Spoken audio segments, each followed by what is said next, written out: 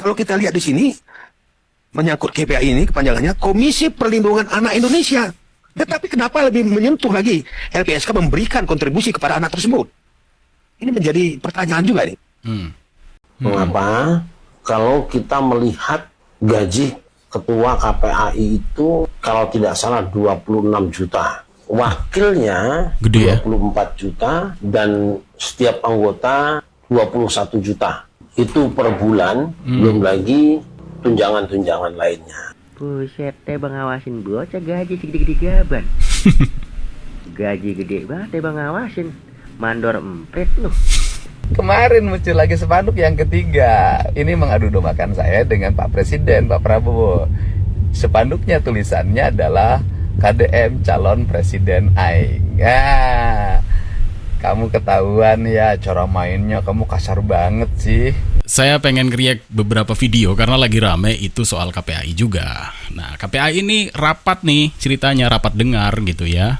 Di sana memang seru sih karena KPAI seperti dirujak.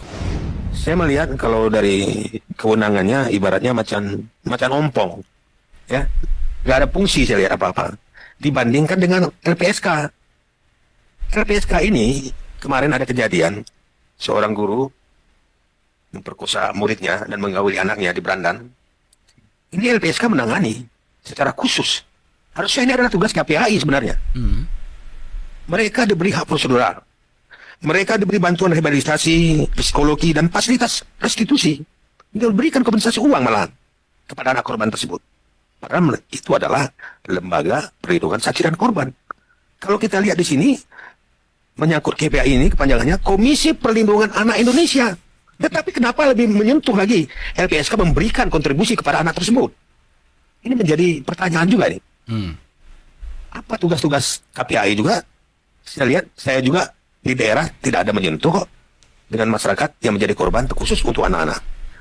Makanya kalau bisa ini Bu, kita revisi lah ini undang-undangnya.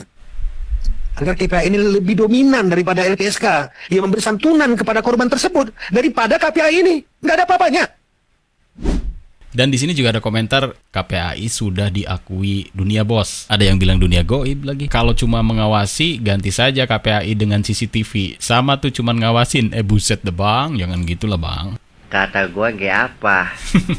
Buset dah. Bapak aing ngajakin KPAI nyok bareng-bareng ngurusin bocah yang pada aprok-aprokan. Buset, jawabannya enak banget itu. Tipis banget, mulutnya kayak triplek. Kata dia tugas KPAI coba ngawasin bocah. Buset teh bang ngawasin bocah gaji segede-gede gaban. Gaji gede banget teh bang ngawasin. Mandor empret loh. Ya elah. Uruk kemarin-kemarin bocah orang teh bang diawasin doang. Jadi aprok-aprokan kemana tahu. Tuh. Jangankan bocah. Entok bandot teh bang diawasin doang aprok-aprokan kemana tahu adanya. Bocah mah jangan diawasin doang, dituntun. Tuh, diajak. Orang sembah buat itu dia. Iyalah. Itu pakai bahasa logat Betawinya itu lah. Seneng saya kalau dengerin itu.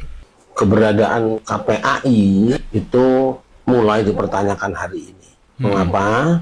Kalau kita melihat gaji ketua KPAI itu kalau tidak salah 26 juta. Wakilnya Gede ya? 24 juta dan setiap anggota 21 juta. Itu per bulan, belum lagi tunjangan-tunjangan lainnya.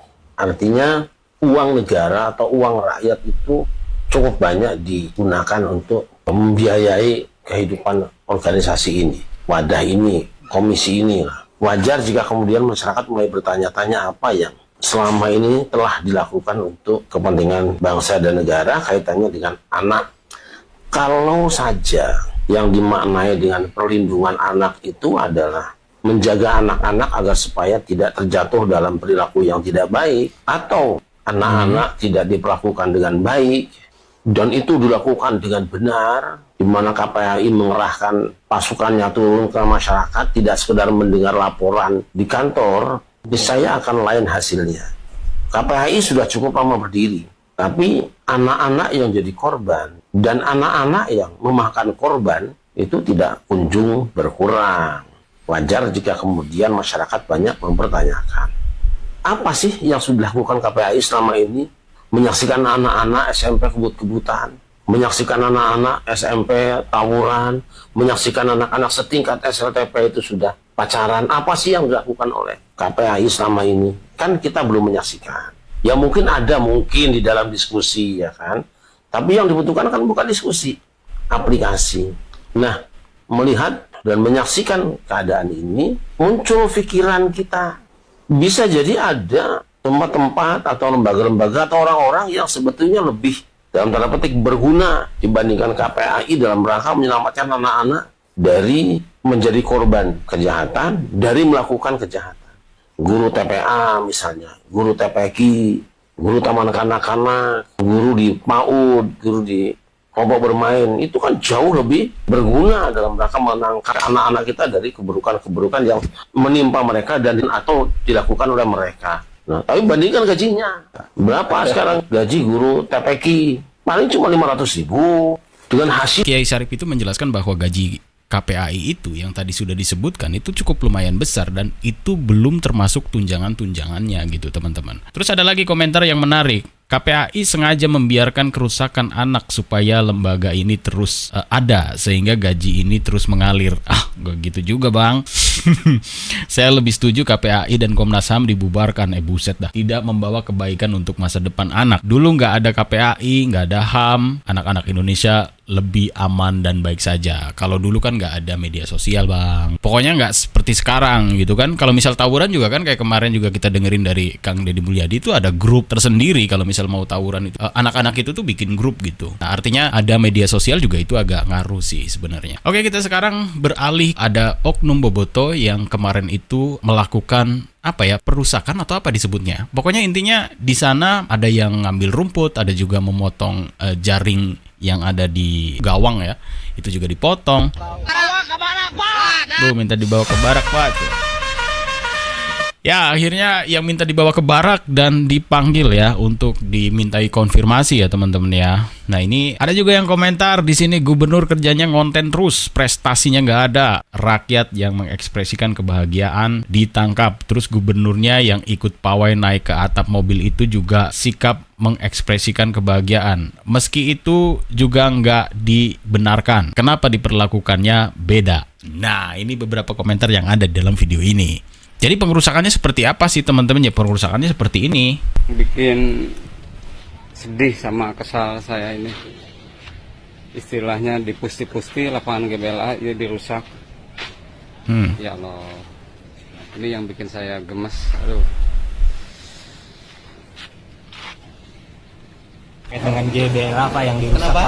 Yang GBLA yang rusak. Oh iya, itu tadi saya sudah telepon Kapolres Tabesnya ya, Kapolres Kota Bandung. Saya sudah telepon dan timnya sudah bergerak. Jadi nanti lihat di profilnya. Kalau di profilnya ada di KTP kan mudah. Kalau tidak ada tetap mau dicari. Karena itu mencederai karakter dari bobotoh, gitu kan. Para pendukung Persib itu kan pendukung cerdas, bukan pendukung emosional. Dan paling utama dari saya adalah Persib kan identik dengan Jawa Barat. Jawa Barat identik dengan orang Sunda, gitu loh. Jangan sampai terbangun citra bahwa para pendukung kita bukan pendukung yang berpendidikan, tapi pendukung yang arogan. Ada Kang Ono.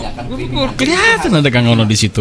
Itu bonus uangnya jelas. Tadi saya ngambil tabungan saya 800, kemudian sapi saya saya lagi jual-jual sapi hari ini, lagi laku dari sapi saya. Saya ngelihat ada komentar di sini, ngapain tuh Ono Surono ngikutin Bapak Aing? Tolonglah Bang, ini kan Kang Ono Surono ini bagian dari kepemerintahan Provinsi Jawa Barat. Jangan gitulah Bang, ini kan lagi ngikutin sama Kang Deddy Mulyadi di sini. Dan ada lagi jawabannya Gusti. Heran dia selalu ngintil deh. Ada aja di belakang Bapak Aing. Ada yang menarik ya, ini urusan spanduk ya. Ada 3 spanduk yang sengaja dibuat kayaknya dengan tujuan-tujuan tertentu. Yang pertama, mengadu dombakan saya dengan orang Cirebon. Dibuatlah spanduk judulnya KDM Bapak Tiri. Yang kedua, mengadu dombakan saya dengan orang Kota Bandung. Dibuat spanduk lagi. Spanduknya adalah KDM lain Bapak Aing. Kemarin muncul lagi spanduk yang ketiga. Ini mengadu dombakan saya dengan Pak Presiden, Pak Prabowo. Spanduknya tulisannya adalah KDM calon presiden Aing. Ya, kamu ketahuan ya cara mainnya, kamu kasar banget sih. Halus dikit dong kalau berpolitik gitu kan. Kemudian kalau punya niat, punya keinginan, berbuatlah yang baik pada masyarakat.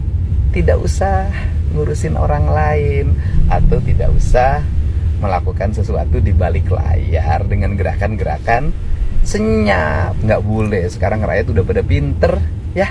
Yuk kita bekerja dengan baik, mengabdi pada masyarakat. Ya, kita ingat ada beberapa spanduk yang kemarin-kemarin itu pernah di-post ya, bahwa spanduk itu ada dari kalangan wartawan yang memang menolak Bapak Aing atau juga menolak Kang Deddy Mulyadi punya kebijakan, di mana kebijakan itu mengurangi dana publisher atau juga mengurangi dana untuk media gitu ya, yang tadinya lumayan besar menjadi ya kecil lah ya, di angka 3 miliaran gitu. Nah kemudian itu ada spanduk di Kuningan yang bertuliskan boykot Bapak Aing karena Bapak Aing itu tidak butuh media begitu ya. Terus ada lagi di Cirebon itu ada spanduk Gubernur Jawa Barat lain Bapak Aing tapi Bapak Tiri gitu ya, intinya seperti dianak tirikan, itu adanya di Cirebon Timur. Kemudian ada juga spanduk di Bandung Kota. Tetapi kalau misalkan satu lagi soal spanduk yang mengatakan bahwa Kang Deddy Mulyadi itu calon presiden Republik Indonesia di tahun 2029, saya belum pernah tahu nih ada spanduk itu. Oke lah ya, pada intinya jadi ada beberapa spanduk yang sering terpampang soal KDM ini gitu teman-teman. Dan video kali ini hanya segini saja. Terima kasih banyak. Yang belum subscribe silahkan subscribe. Nanti ketemu lagi bersama saya Gusti Rival di Val FM.